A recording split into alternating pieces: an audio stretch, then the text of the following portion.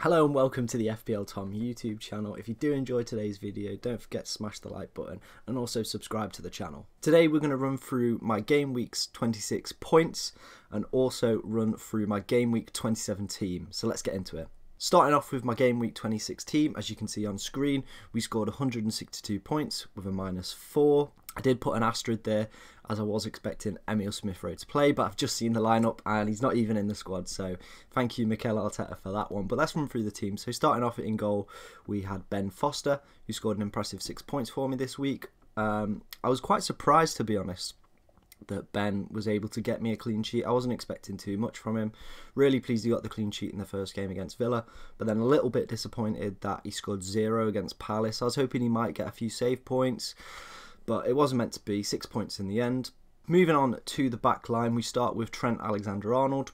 Trent scored me 6 points this week. A little bit disappointing by his standards. Only played one of the 2 games, which was very disappointing. And to be honest, in the game against Leeds, he wasn't involved too much, which was a little bit of a worrying sign for me, because I feel that over the past few game weeks, Robertson's really come into his own and started to outperform Trent, and you can see that with the underlying data as well.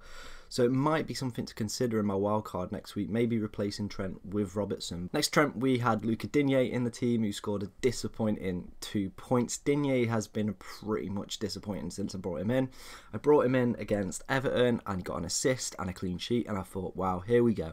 Here's the defender that's been missing from my team. But then since then he's been scoring 2s and 1s, and it's just not worth the price. Yeah, I think he's 5.1 million, and he's just not giving me that value back with his points so far. The next defender is James Tarkowski. He scored 6. I was really disappointed that he missed the first game through illness, especially when Burnley got the clean sheet. It was a real devastating blow. I wasn't expecting too much from the Spurs game, but a shock result for Burnley. He got me a clean sheet, and Burnley looked very good from set pieces, something we'll come to talk about in the Game Week 27 team selection. Next in the side is Jared Bowen. He did only score me 1 point, which was a little bit disappointing, but he did hit the bar. Next was Bruno on 12 points, a fantastic return from him. I was contemplating swapping him for Son before the game, but I'm really happy that I kept with him. And you know what? He's looked back to his best, scoring 22 points in the last 2 game weeks, and also getting an assist in the Champions League. Definitely one to consider for this game week if you're on a free hit. Next is Wilfred Zaha, who made me harder than a priest at choir boys auditions. Wow. I was and ahhing between Mahrez and Zaha, and I sat on Zaha. I thought he looked okay in the Chelsea game.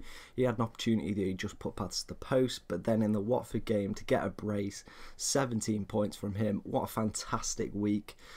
I'm expecting him to get sent off against Wolves though now. Next in the team was Mohamed Salah with an impressive 84 points, triple captain. Oh my, Salah, it's the best result I've ever had with a triple captain in my team. 84 points, absolutely stunning. Emile Smith-Rowe was delighted that he was playing the first game and scored a great goal, solo run, just from about the halfway line, and just slotted it into the bottom corner. Beautiful from him. And Brentford were very poor in that game, so maybe a fixture to target going forward. But yeah, very happy with Emile Smith-Rowe the first game week. But then the second game, he's not even on the pitch, so you know, I think he's going to be coming out of my team in my Game Week 28 wildcard. Go for Saka, who seems to be more nailed on, but I'm glad he at least got me some returns. Moving on to the forwards, we'll start with Josh King. What a disappointment he's been since he's come in my team. Went off in the second game just after half-time in the 49th minute. Really disappointed from him. He'll definitely be going out of my team in the Game Week 28 wildcard that I'm going to build. And then Weghorst on the other side. Wow, he has revolutionised Burnley's attacking play. And he was fantastic against Brighton. A little bit quiet against Spurs, but you know, he was talking about a little bit of a knee injury that he might have. It seems like he gets injured every game, but really happy with his performance this game week. Definitely one to buy if you are on a free hit or just looking for a player in Game Week 27. So we will move on to the bench. It was a pretty disappointing bench bar Livramento. Sanchez scoring 1 point, Brozier with 2, Diaz with 1, but Livramento with 12, played the full 90 as well. Very happy with his performance. Glad I'm owning him for Game Week 27. As you can see, we have an overall rank now of 133,748. It's a massive jump for me. I went from 260 to 133. I imagine that's going to drop a little bit with no players playing tonight, especially if Wolves and Arsenal keep a clean sheet. So I reckon I'll probably fall to about 150 by the end of the game week, which is a massive marked improvement and getting me to where I want to be by the end of the season. So looking ahead to game week 27, we're going to look at players that I am looking to bring in for this game week. So looking at my game week 27 transfer plans, I'm going to take out Salah. Obviously with Salah blanking and me wildcarding in game week 28, he frees up a lot of money for me. You just got to look at his stats though, they are phenomenal this season for him. So there's nothing against Salah, it's just he's got a blank and I need to find someone who can fill that. And for me, the best option is Heung-min Son. Obviously playing Leeds away. Leeds have been pretty poor, conceding 10 goals this game week alone. They're a team that seem to just be depleted on confidence. They don't seem the same team they were last season. They seem all over the shop as well at the back. And I definitely think Son could be the player to get in there and really score some points this week. You know, it's been a little bit of a difficult season for Spurs, but you know they'll be looking to bounce back after that disappointing defeat against Burnley. And Son has also scored 21 points in the last 3 game weeks, so he's in good form as Heung-min Son, and I'll be definitely looking to capitalise that. The only thing that might change my transfer plans is Conte's comments around his future at Spurs were a little bit ambiguous, and maybe. Do I want to go for someone who's, a team that's manager might be leaving or might not have the confidence in his squad anymore? I'll have to wait and see, but for me, Son does seem like the best options. My only other options would be maybe looking at Sterling or Mahrez. I was going to bring in Mahrez this game week. He's on penalties as well, so he might be an alternative option if you can't afford Son. But yeah, that's my game week 27 transfer plans. So let's look how the team is lining up for game week 27. Starting off in goal, we start with Sanchez, who has Villa at home. Disappointing game week for Brighton last. Obviously conceding 3 at home against Burnley, but they're back at home and Sanchez has been a pretty solid pick for me all season. Starting off in defence, we have Luca Digne. Obviously I've spoke about Digne's recent disappointing performances. Hopefully game week 27, potentially his last game week in my team, he can prove me wrong, get an attacking return or at least a clean sheet at minimum for me against a Brighton team who, I don't know, they're a little bit of an indifferent side, Brighton. They can either turn up or they can't. So hopefully, I'm looking at the team, I'd probably want a 0-0 to be honest, but if Digne can get me an attacking return as well as a clean sheet, that would be fantastic. Moving on, the next defender in my team is James Tarkowski. Obviously was very impressed that he got a clean sheet against Spurs last game week, and this game week another double for Burnley with Palace and Leicester.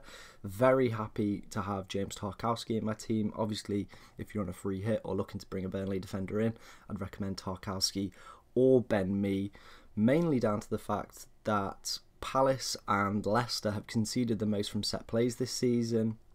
Palace actually conceded a goal against Watford as well from a set piece in their last game, and Burnley also scored a set piece against Spurs, and James Tarkowski and Ben Mee are the 2 target men from set pieces, so they're the players that could get an attacking return this game week. I'm hoping as well that James Tarkowski can at least keep 1 clean sheet. That would be very nice for him. Next in the defence for me is Ruben Diaz. Been a pretty good player for me this season, to be honest. I probably should have Cancelo. Game week 28 on my wildcard, I will bring in Cancelo, but Diaz has been pretty solid.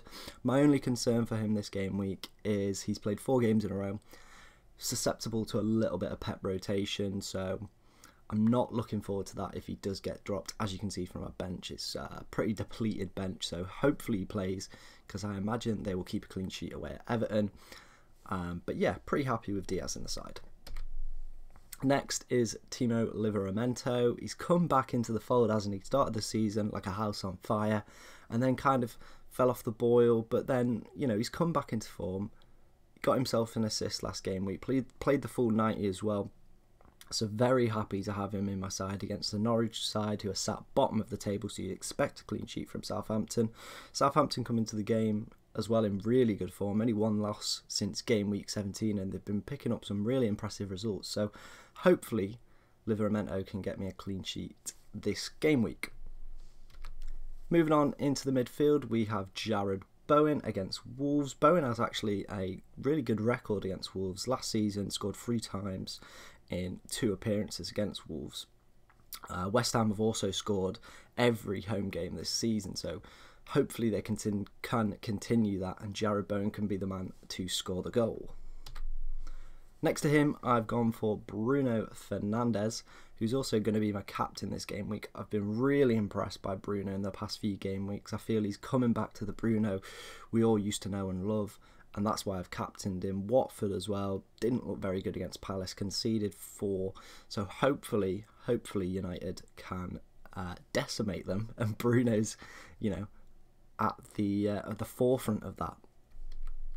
Next to him is last game week's hero for me, Zaha. I'm not expecting too much from Wilfried Zaha, to be honest. He's one of them players where he will score 2 and then he'll probably get sent off this game week. But if Zaha can get an attacking return against Burnley, obviously Burnley starting to, maybe might survive relegation. They've turned the corner with their form, really. So hopefully Zaha can get me an attacking return against Burnley, but I'm not too fussed. I'm not expecting too much from Zaha this game week. Final man in midfield is Heung-min Son, who we spoke about in the transfer section, replacing Salah in my team. Heung-min Son, really happy for him to be in my team. Has scored twice in 3 appearances against Leeds, so he's got a little bit of a pedigree as well against Leeds. But like I said in the transfer section, a little bit concerned about Antonio Conte's comments, but we'll have to see. And he still might not make my final team. It might be Sterling, it might be Mahrez, but the best way to find out about that is by just following me on Twitter. I'll leave a link to that in the description, so you can follow me there and see my game week 27 team selection on there. Up front, we have gone for Weghorst, of course, another double. As we said, Leicester have looked very leaky at the back this season, and hopefully Weghorst can continue his strong form and get me another attacking return. Partnering him up front as well is Amanda Brozier. Seems to be hot on the lips of FPL managers. Again, home to Norwich, Southampton in great form. If I was on a 27 free hit, I probably would go for Che Adams over Brozier if I could afford it. Che Adams seems to be in this purple patch where he's kind of just scoring goals or at least getting contributions. Brozier has played very well and I've been very impressed when I've watched him. He's definitely passed the eye test, but just hasn't had the attacking returns yet. So hopefully this can be the game week for that. Looking ahead to the projected points as well, you can see we're projected to score 58 points this game week. You can find out how many projected points your team's projected to get at Fantasy Football Fix. I'll leave a link in the description to that. It's all free. Obviously you can pay for additional stuff, but you can get this projected points on their website for free, and it's a really good useful tool to helping you decide who to bench, who to captain. It's a very good tool that I like. Obviously in the bank we've got 5.1 million, but that doesn't really matter too much as we are going to be wildcarding in game week 28. I hope you have enjoyed my game week 27 preview video. If there are any changes you would make to my team, comment them down below and let me know what your plans are for the upcoming game week.